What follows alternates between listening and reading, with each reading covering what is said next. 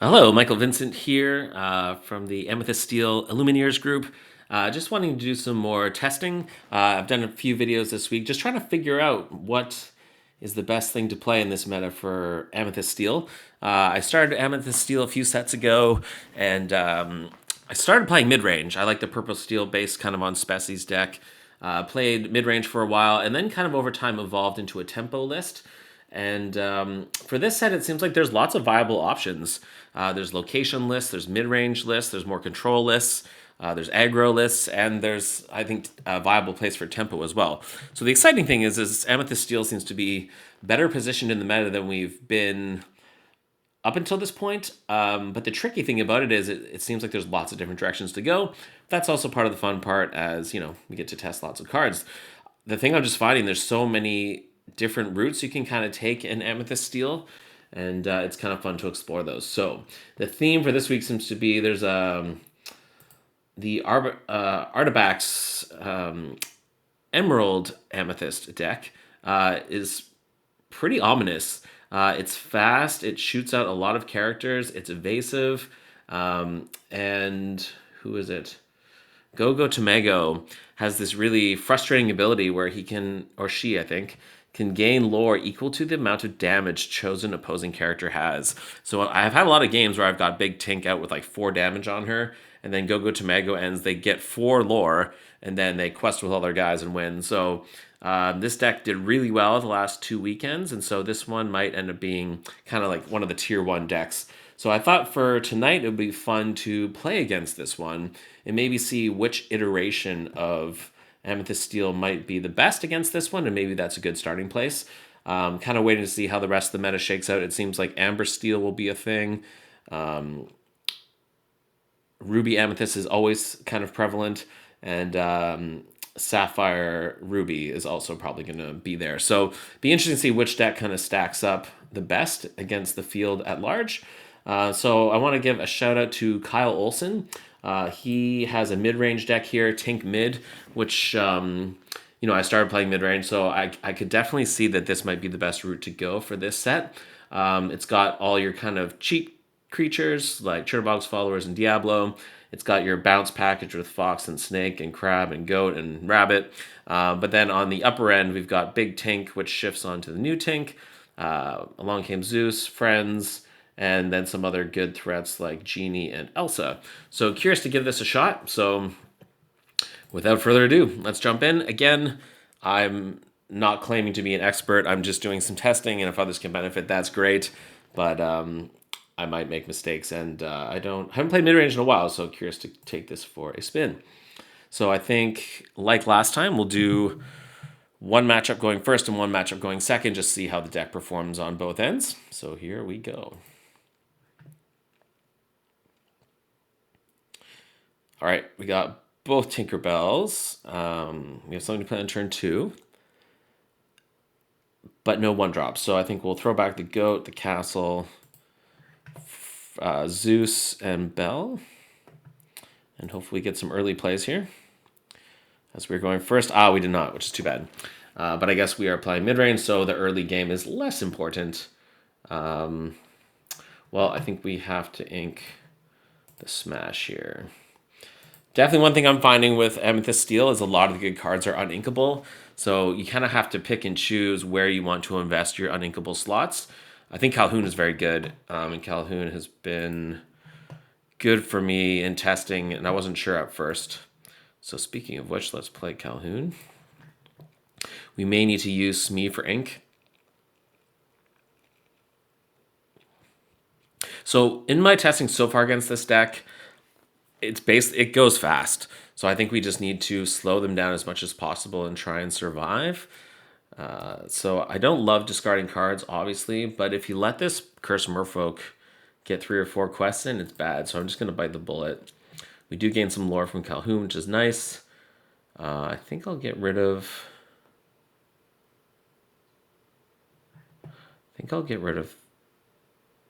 I guess we need the ink. I'll get rid of a genie.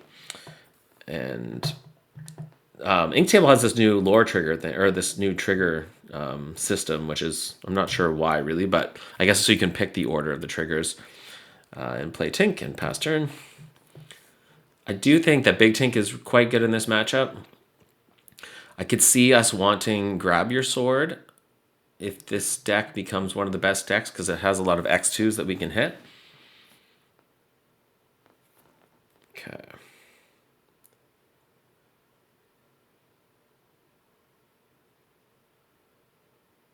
So do we want Crab or Bell?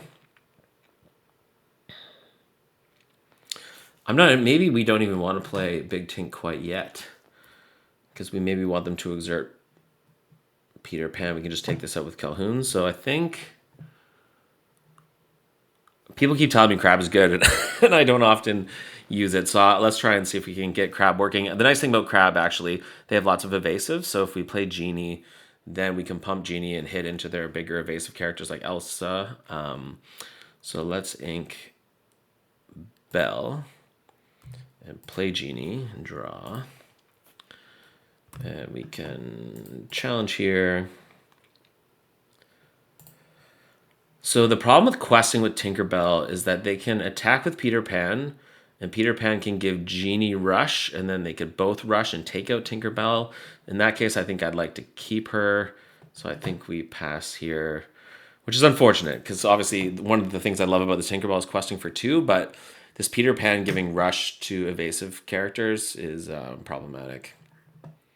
Yeah, see, they just flood the board so quickly. And they have so many ways to draw cards, too. All right. Well, eating my words here a little bit, this would be a good Crab play. I think we just have to ink Smee at this point.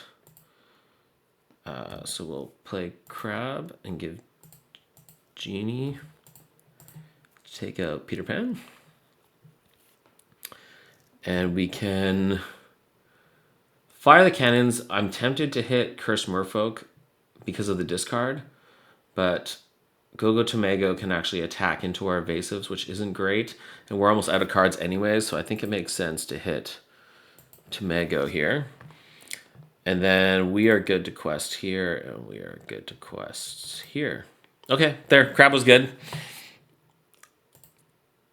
It's funny because all the lists with Crab, when I'm looking at all the cards I want to choose, I usually end up cutting it. But I know cognitively that, you know, the card is good and I should try to play it more.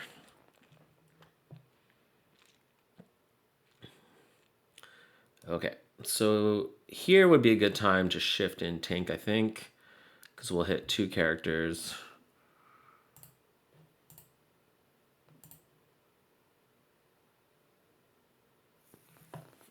Okay, so we've got Genie left, but at this rate, I think we just want to get questing. They've got 3 cards in hand, we have 1. We can Snake Bounce Genie to draw more cards and heal that damage, assuming they don't take it out this turn, but we'll see. But if they're attacking our characters, they're not questing. So in itself, that's not a terrible thing. Okay, so they decide to quest. And they bounce Genie for us, which is not so bad, actually. So let's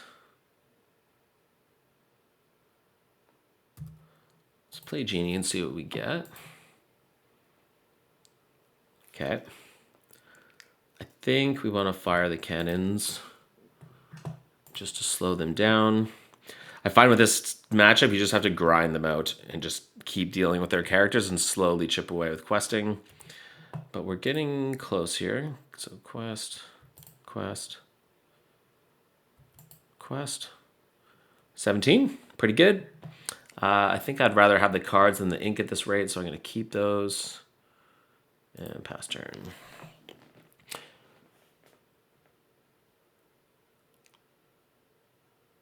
Nice thing, we don't have any damage on our characters, so we don't have to worry about Go-Go Tomago. My son actually just watched Big Hero 6 on the weekend, so I'm aware that I should probably watch that one. He said it was really good. All right, so we can now just quest for the win. Okay, so that was good. I mean, we won fairly handedly. It wasn't a blowout, but we got to go first. So going first, that felt pretty good. So now we will let them go first, which is definitely going to be more difficult. Yeah, we're basically just looking for early plays here. I don't think we need goats right away. Snake could be okay. Yeah, we have ink and early plays. I'm going to keep Genie just because it's nice to have an evasive character because they have a lot of evasive. So it's one way to kind of attack their Go-Go Tamagos or fight other genies. And it's card draw. All right, no turn one play, which is great. I am going to favor the Broom. The one thing I haven't liked about Diablo, and I think I mentioned this last video, is him having 0 strength. There's a lot of times where you actually do want to trade. And we lost our song there, which is unfortunate. So we can quest. I don't think we need 2 snakes. So we can play a snake. Which will help us battle the Ursula. No, we will not banish. And pass turn. Yeah, this Gazelle's kind of interesting. So it gives it evasive, which protects it. We can't challenge it.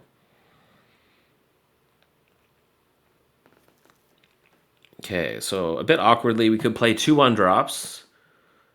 But if we want to use our ink as efficiently as possible, I actually don't hate just playing Smash here to get rid of this. We don't have to discard, and it quests for 2, so it will slow them down.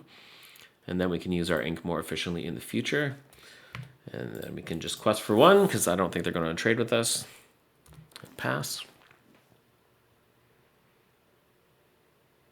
Okay, there's Genie. So we can play our own Genie and then play the Crab to take out their Genie.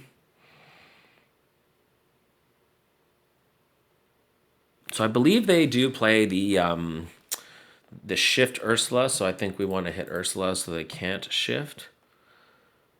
And then let's get rid of the Diablo and play our Genie. Draw a card.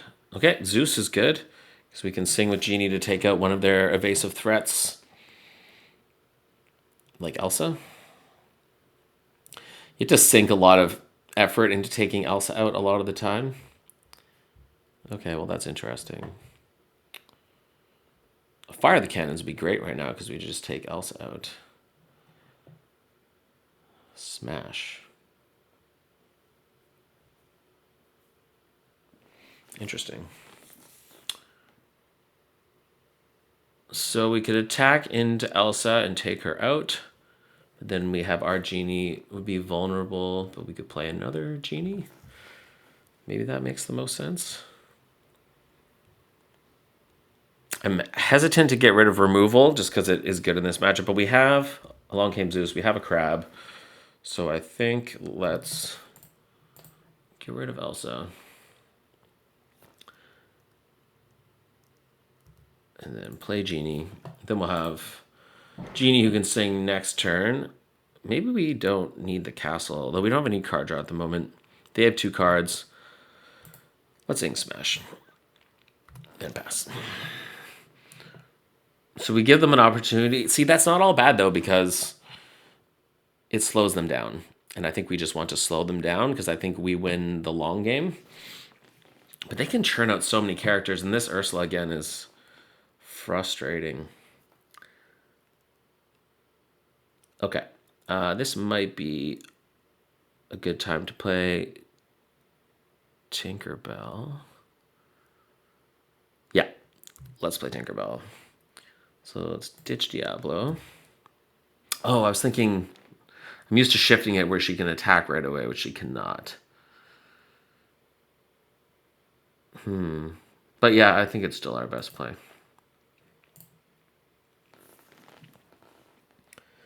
And again, let's just get rid of this Genie. Okay, they got 1 card left, so let's hope it's not a card that draws them more cards, because we should be able to take over the board here pretty quick. I think they used the Tamago there to gain 2. But I think they're running out of steam. We've got a castle coming. And Tink should help us clean up the board here. Okay, and we have Elsa, which is nice. So I think we can actually just take over their board entirely here? Yes, we can. So let's attack here and do 2 damage to Crab. Then we can take out Ursula. And we can play Elsa. Tap down Tomago and challenge. And I don't think we want to ink. I'll just pass. So we've got 3 characters on board. They now have 1. No hit for the Ursula. And now we can start doing things. So let's go Castle. I'm tempted to use the snake to bounce the genie just to heal it and be able to play it to draw. But we also might want to start throwing things into the castle because Ursula won't be able to do much about that, and that'll just draw us more cards. So let's do that. So let's move here, and we should be able to safely quest with all 3 of these characters and start catching up to them. Castle's great because we'll start gaining passive lore every turn.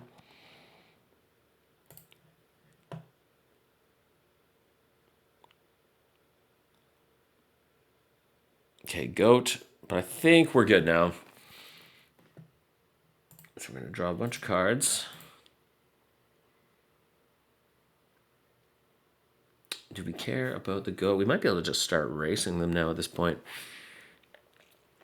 I am going to bounce my genie out of fear of Tomago, I think. So let's quest with genie.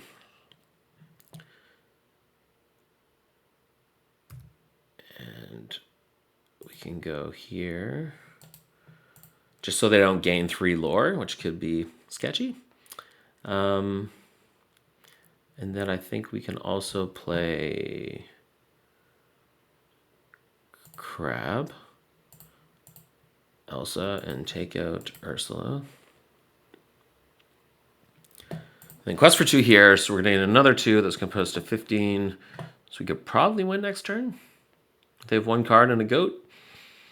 Oh, I guess they're goat. They might trade with our Tinkerbell, but that's fine. I will ink here and move the fox into the castle as well. All right, well, this is looking good. Okay, attacks the castle. That's fine. Oh, okay, they're going to take out the castle.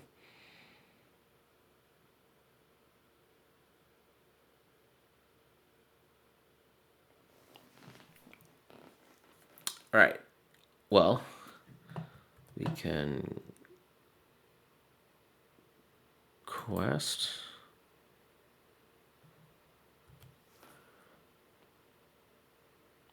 Part of me just wants to keep their board clear, even though we're probably fine. Let's just play it safe. We can trade foxes there.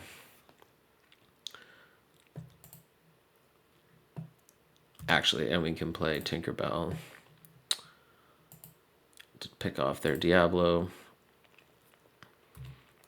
And then again, just to be very conservative, I'm going to ink the Smee and bounce the Elsa. Again, just to respect the Go-Go Tomago so they can't gain 3 lore out of nowhere and pull some crazy shenanigans. But this is looking promising. And they went first. All right, that should do it. So quest and quest. All right, well, that was good. Kyle Olson, I think, said he clean swept at his locals with this deck. And this was, this green-purple deck is certainly tier 1, it seems, and is a bit of a boogeyman right now, and that handled it pretty well. So well done, Kyle Olson. Maybe I will look at adapting your deck, and thank you for sharing it with us. Okay, that's the first video. I'll come back and play the locations deck. Thanks for watching.